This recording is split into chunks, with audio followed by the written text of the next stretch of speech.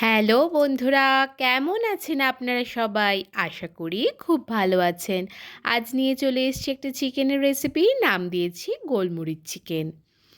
এটা বানানোর জন্য আমার যেটা লাগবে সেটা হলো চিকেন। আমি নিয়েছি এখানে ১ কেজি চিকেন। ভালো করে ধুয়ে নিয়েছি চিকেনটা। এবার চিকেনটা ম্যারিনেট করার পালা। ১ কেজি চিকেনের জন্য আমি এখানে হাফ পাতিলেবুর রস ব্যবহার করছি। আমার চ্যানেলে যদি আপনি নতুন বন্ধু হয়ে থাকেন, চ্যানেলটা সাবস্ক্রাইব করার অনুরোধ রইল। পাশে থাকা বেল আইকনটা ক্লিক করে অল সিলেক্ট করলে আমার চ্যানেলের সব ভিডিওর নোটিফিকেশন আপনার কাছে পৌঁছে যাবে। দিয়ে দিলাম ১.৫ চামচ নুন, আর দিচ্ছি হাফ চামচ একদম বাড়িতে গোলমরিচ গুঁড়ো করা, সেই গুঁড়োটা আমি দিয়ে ভালো করে চিকেনটা হাত দিয়ে মেখে নিচ্ছি। আমার এই চিকেনটা বানাতে গোলমরিচের পরিমাণটা একটু বেশি লাগবে। আমি এর পরবর্তী ইয়েতে যেটা ইউজ করব সেটা হলো ক্রাশ করা গোলমরিচ। এবার আমাদের আর কি লাগবে এই চিকেনটা বানানোর জন্য দেখে নিই। লাগবে চারমগজ আর কাজু, লাগবে পেঁয়াজ, গোলমরিচ যেটা এখন গোটা আছে আমি ওটা হালকা করে থেতো করব, রসুন, শুকনো লঙ্কা, গোটা জিরে, গোটা গরম মশলা। কাজু আপনারা পুরোটাই দিতে পারেন চারমগজ না দিয়ে। আমি বেশি কাজু খাই না, তাই আমি এখানে কয়েক দানা কাজু দিয়েছি আর বেশি দিয়েছি চারমগজ। আর এবার দেখুন এই পেঁয়াজটাকে কেটে নিয়েছি। রান্নাটা পুরোটাই রিফাইন্ড অয়েলে হবে। আমি বানাবো সানফ্লাওয়ার অয়েল আর ঘি মিক্সড করে, আপনারা চাইলে অন্য কোনো সাদা তেলও ইউজ করতে পারেন। কড়াইটা ভালো করে গরম করে নিয়েছি। এবার দিয়ে দিচ্ছি ওর মধ্যে সাদা তেল। এই তেলটা গরম হয়ে গেলে ওর মধ্যে দিয়ে দেবো আমি ঘি। তেল একটু গরম হয়ে গেছে, এবার দিয়ে দিচ্ছি ১ চামচ মতো ঘি। ঘি আর এই তেলটা ভালো করে গরম করে নেব।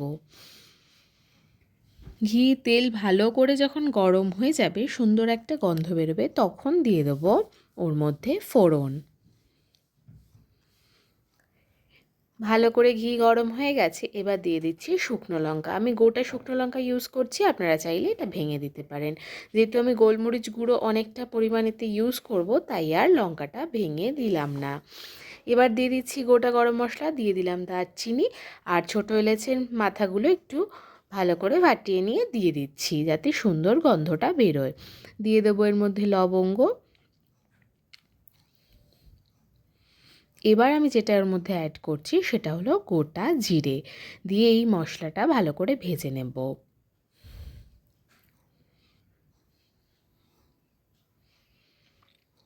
মশলা ভাজা ভাজা হলে বেশ সুন্দর একটা গন্ধ বেরোবে, তখন দিয়ে দেবো গোটা রসুন। আমার চ্যানেলে যদি আপনি নতুন বন্ধু হয়ে থাকেন, চ্যানেলটা সাবস্ক্রাইব করার অনুরোধ রইল। আমার বানানো ভিডিওগুলো আপনাদের কেমন লাগছে অতি অবশ্যই আমাকে কমেন্ট করে জানাবেন। যদি ভালো লাগে একটু বন্ধুদের সাথে শেয়ার করার অনুরোধ রইল। মশলাটা ভাজা ভাজা হয়ে গেছে, এখন দিয়ে দিচ্ছি কেটে রাখা পেঁয়াজ।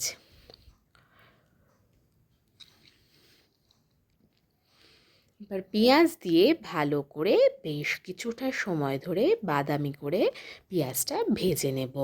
ঘির মধ্যে পেঁয়াজ ভাজলে এমনিতেই দুর্দান্ত একটা গন্ধ বেরোয়, এই সময় আপনারা একটা দুর্দান্ত গন্ধ পাবেন।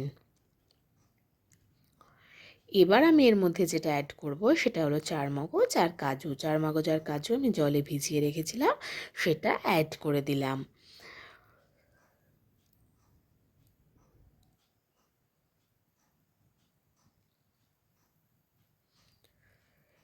ভালো করে এই সময় মশলাটা ভাজা ভাজা করে নেব।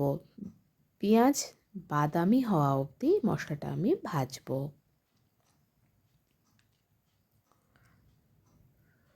এখন আমি যেটা এর মধ্যে অ্যাড করব সেটা হলো কুচনো টমেটো। আপনারা চাইলে টমেটোটা স্কিপ করতেও পারেন, কিন্তু টমেটোটা অ্যাড করলে খুব সুন্দর একটা চিকেনে গন্ধ তো হবেই, আর রঙও খুব সুন্দর হবে। আমি যেহেতু এখানে হলুদ ইউজ করব না, তাই জন্য একটা ন্যাচারালি দারুণ কালার আসবে টমেটোটা দিলে। আমি এখানে লঙ্কা গুঁড়ো বা হলুদ গুঁড়ো কোনোটাই ইউজ করব না। মশলাটা ভাজা ভাজা অবধি অপেক্ষা করতে হবে। মশলাটা ভাজা ভাজা হয়ে গেলে আমরা গ্যাসের ওভেনটা অফ করে দেব। মশলাটা আরও কিছুক্ষণ সময় ধরে আমি ভাজবো।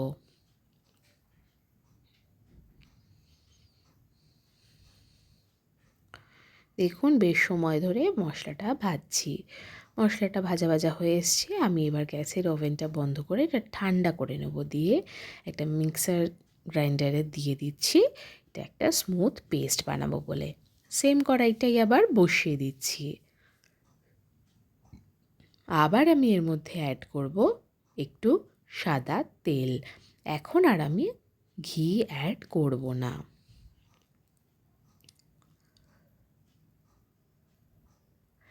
তেলটা বেশ খানিকটা গরম হয়ে গেলে আমি এর মধ্যে দেব আগে থেকে ম্যারিনেট করা চিকেনের টুকরোগুলো।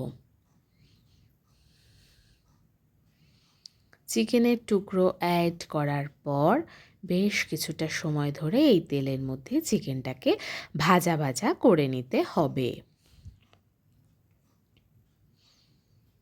চিকেন যেহেতু নুন দিয়ে ম্যারিনেট করাই ছিল, স্বাভাবিকভাবেই চিকেন থেকে জল ছাড়বে। চিকেনটা আমি সময় ধরে ভাজা ভাজা করে নিচ্ছি।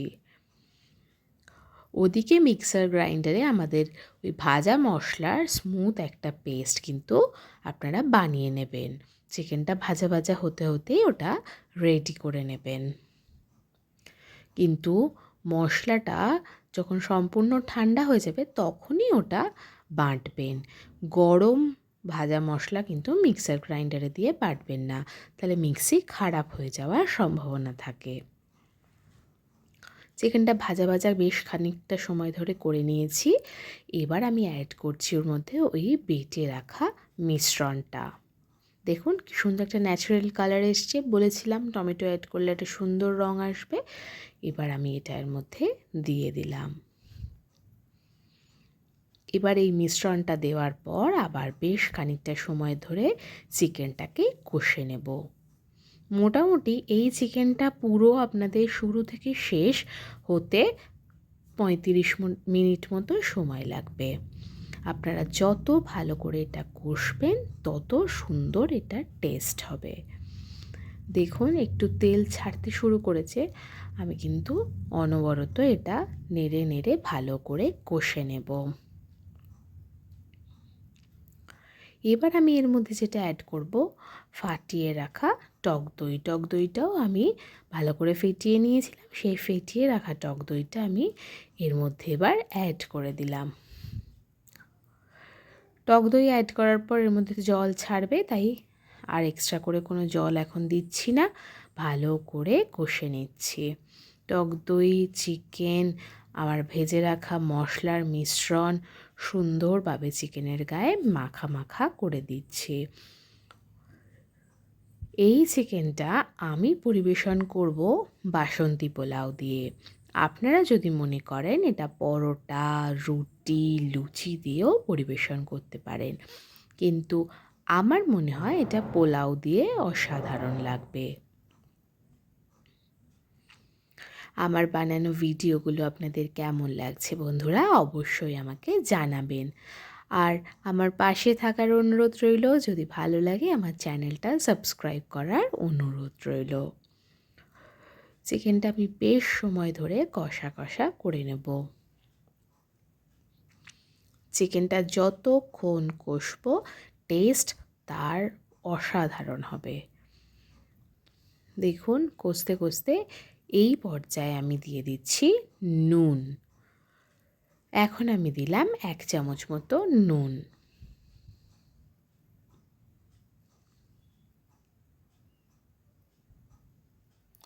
নুন দিয়েও আমি বেশ খানিকটা সময় ধরে এটা কষে নেব।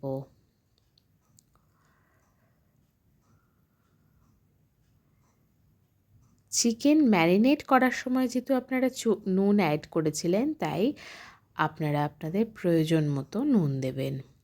এবার আমি যেটা অ্যাড করছি সেটা হচ্ছে যে মিশ্রণটা বানিয়েছিলাম, সেই মিশ্রণের বাটি ধোয়া জলটা আমি ফেলিনি। সেই বাটিটা ধুয়ে আমি জলটা রেডি করে রেখেছিলাম। অবশ্যই গরম জল দিয়ে বাটিটা ধুয়েছিলাম। আপনারা দেখতেই পাচ্ছেন জলটা দেওয়ার সঙ্গে সঙ্গে চিকেনটা খুব সুন্দর টকবক করে ফুটছে। আমি ওই গরম জলটা এবার এর মধ্যে অ্যাড করে দিলাম। মিক্সার গ্রাইন্ডারের মশলা বাটলে সেই বাটি ধোয়া জলটা রান্নায় অবশ্যই ব্যবহার করবেন, তাতে রান্নার স্বাদ খুব সুন্দর হয়। এই সময় চিকেনটা আপনারা ঢেকে দেবেন লো ফ্লেমে 15 মিনিটের জন্য। 15 মিনিট পরে আমি ফিরে এসেছি। দেখুন কি সুন্দর একবারে টকবক করে চিকেনটা ফুটছে, আর চিকেন থেকে বেশ খানিকটা জলও বেরিয়েছে। দই দেওয়া আছে, অবশ্যই জল বেরোবে। দেখুন কালারটা কিন্তু অসাধারণ হয়েছে। এখন দিয়ে দিচ্ছি ক্রাশ করা গোলমরিচের গুঁড়ো। আমার চিকেন কিন্তু প্রায় 95% একদম রেডি। এবার একটু আপনারা যেরকম ঝোল পছন্দ করবেন সেরকম ঝোল রেখে চিকেনটা নামিয়ে নেবেন।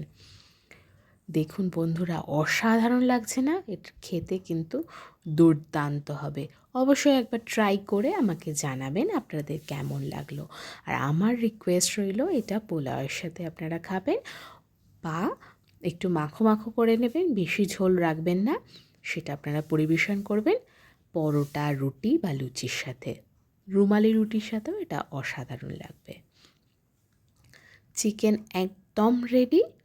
এবার আমার চিকেনটা পরিবেশন করার পালা। দেখুন চিকেনটা কি দুর্দান্ত দেখতে হয়েছে। আমি এবার চিকেনটা সার্ভ করছি। চিকেনটা খেতে সত্যিই অসাধারণ হবে।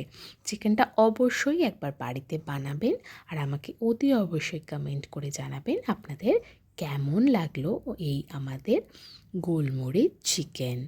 চিকেনটা দারুণ খেতে হবে, একবার অবশ্যই ট্রাই করার অনুরোধ রইল। আমার চ্যানেলটার পাশে থাকবেন আর আমাকে জানাবেন আমার বানানো ভিডিওগুলো কেমন লাগছে। থ্যাংক ইউ বন্ধুরা। Thanks for watching my video.